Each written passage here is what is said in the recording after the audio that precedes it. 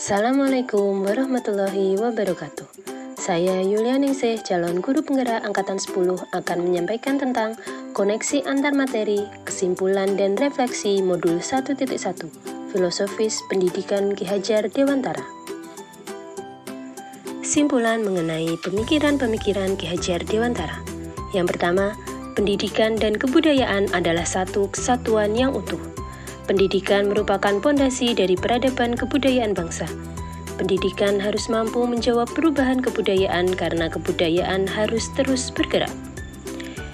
Yang kedua, dasar pendidikan Ki Hajar Dewantara adalah menuntun.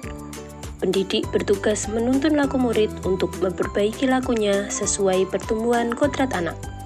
Laku anak ditebalkan dengan kekuatan konteks diri anak dan sosio-kultural.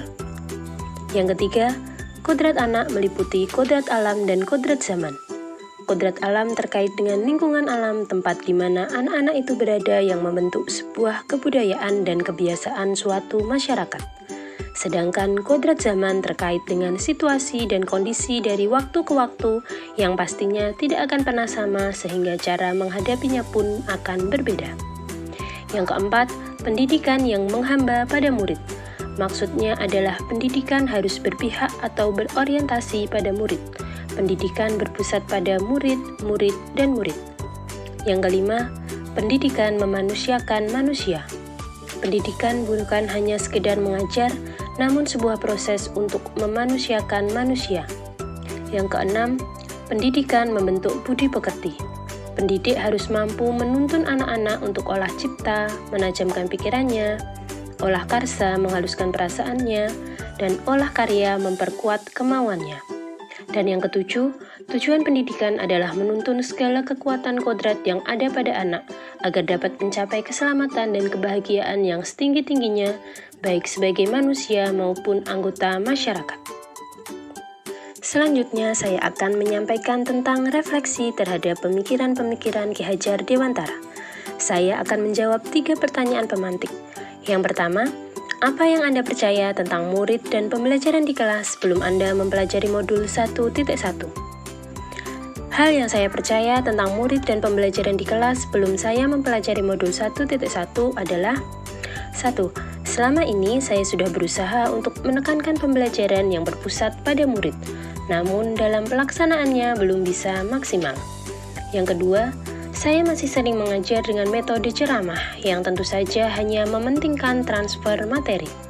Yang ketiga, saya juga sering meminta murid untuk menghafalkan materi pelajaran karena hanya melihat nilai dari aspek kognitif saja.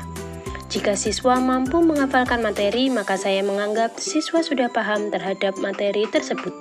Padahal faktanya, dengan hanya menghafal, siswa tidak mempunyai proses pembelajaran yang bermakna. Yang keempat, saya menganggap proses pembelajaran berhasil jika semua siswa sudah mencapai KKM. Dan yang kelima, selain itu saya masih menerapkan pembelajaran yang sama kepada semua murid tanpa mempertimbangkan kodrat anak. Saya menganggap mengajar menggunakan berbagai metode pembelajaran dan teknologi sudah cukup untuk menjawab tantangan perubahan zaman. Padahal, hal tersebut belum tentu sesuai dengan karakteristik dan kebutuhan anak. Pertanyaan pemantik yang kedua, apa yang berubah dari pemikiran atau perilaku Anda setelah mempelajari modul ini? Hal yang berubah dari pemikiran atau perilaku saya setelah mempelajari modul 1.1 adalah yang pertama, murid harus menjadi pusat pembelajaran dan tugas guru hanya menuntun atau menjadi fasilitator selama proses pembelajaran berlangsung. Murid harus memiliki kebebasan dalam berekspresi, berpendapat, dan berkreasi agar memiliki kemampuan berpikir kritis. Yang kedua, proses pembelajaran harus dilakukan secara menyeluruh, tidak hanya aspek kognitif namun juga afektif, psikomotor, spiritual, sosial, dan budaya. Hal tersebut karena tujuan pendidikan tidak hanya mencerdaskan peserta didik, melainkan juga meningkatkan budi pekertinya.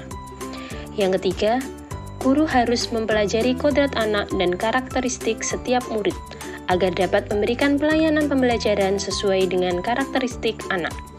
Setiap anak memiliki perbedaan karakter yang unik, sehingga cara penanganannya pun berbeda-beda. Sedangkan yang keempat, guru harus mampu memberikan proses pembelajaran yang bermakna agar anak tidak hanya sekedar menghafal materi, namun dapat mengaitkan pengetahuan dengan pengalaman dalam kehidupan sehari-hari.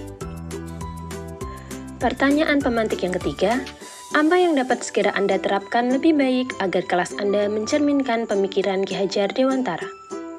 Hal yang dapat segera saya terapkan lebih baik agar kelas saya mencerminkan pemikiran Ki Hajar Dewantara adalah: yang pertama, mengadakan asesmen diagnostik awal kepada murid untuk mengetahui karakteristik setiap murid.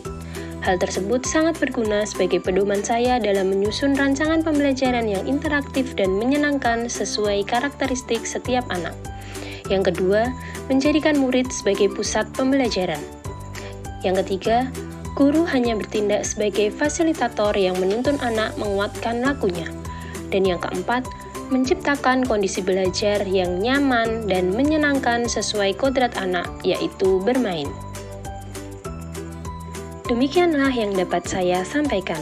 Terima kasih. Salam guru penggerak.